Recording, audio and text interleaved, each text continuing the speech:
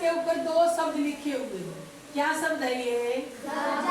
ध्वजारोहण। और एक लिख दिया बेटा मैंने ध्वज फहराना। दो शब्द लिखे हुए हैं। क्या करते हैं साधारण तौर पर दोनों शब्दों का एक जगह प्रयोग करते हैं, जबकि ऐसा नहीं है बेटा।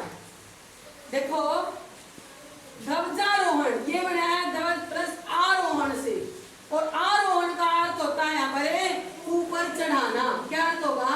ऊपर चढ़ाना। यानी ध्वज को ऊपर चढ़ाना, झंडे को ऊपर चढ़ाना। ऊपर चढ़ाना क्यों बेटा?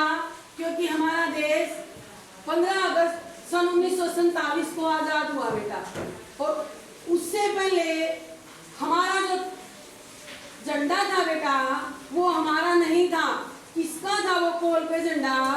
लाल किले की प्राचीर पे झंडा इंग्लैंड का, ब्रिटिश सरकार का, हमारा नहीं था।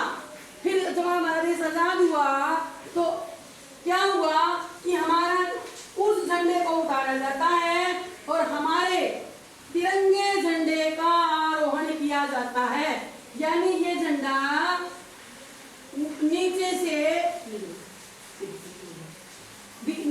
से बेटा उस रस्सी को यूं खींचा जाता है और हमारा ये झंडा ऊपर ले जाया जाता है, और ऊपर बेटा इसको ब्रिटिश सरकार का झंडा उतर जाता है, और हमारा जो झंडा है इसमें जो सुनियोजित गांठ थी उस गांठ को भी खोल दिया जाता है और ये झंडा लहराने लगता है। इसको बोलते हैं बेटा ध्वजारोहण। क्योंकि ऊपर झंडा किसका था? ब्रिटिश सरकार का। उस झंडे को उतारना था तो क्या किया, हमारा झंडा नीचे से चला, उस झंडे का आरोहण हमने किया और ऊपर झंडा गया, फिर उसको तिरंगा लहराया गया हमारा, वो होता है ध्वजा आरोहण।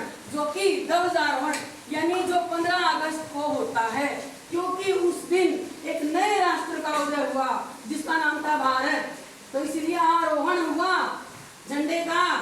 झंडा नीचे से ऊपर गया, इसको बोलते हैं ध्वजारोहण। क्या बोलते हैं? ध्वजारोहण।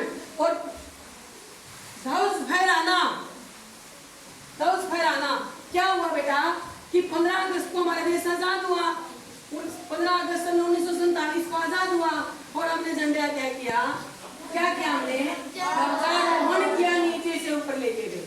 लेकिन जो हमारा संविधान बनकर तैयार हुआ और लागू हुआ वो 26 जनवरी 1950 को, उस समय क्या था कि हमारा झंडा पहले से ही ऊपर है 26 जनवरी 1950 को, और इस झंडे को एक गांठ के रूप में, सुनियोजित गांठ के रूप में बांध दिया जाता है और एक तरीके से उस गांठ को खोला जाता है जिससे हमारा झंडा फहराने लगता है। उसको बोलते हैं ध्वज फहराना। यानी 15 अगस्त को हम ध्वजारोहण करते हैं और 26 जनवरी को ध्वज फहराया जाता है, न कि ध्वजारोहण होता है। क्योंकि आरोहण तो हमारा 15 अगस्त को हो चुका है, अब तो ध्वज को हमने फहराना है। दूसरी बात, जो ध्वजारोहण होता है बेटा वो 15 अगस्त को होता है और देश के प्रधानमंत्री ध्वज फहराते हैं। कहां से? दिल्ली के लाल किले से। कहां से बेटा? दिल्ली के लाल किले से। ध्वजारोहण कौन करता है बेटा? प्रधानमंत्री। और कहां से करते हैं? दिल्ली के लाल किले से। ठीक इसके विपरीत 26 जनवरी को झंडा फहराया जाता है, ध्वज फहराया जाता है, और उसको कौन फहराते हैं? हमारे जो संवैधानिक मुखिया हैं। कौन है? राष्ट्रपति। कौन फहराता है झंडा? राष्ट्रपति। और कहाँ फहराया जाता है? राजपथ पर।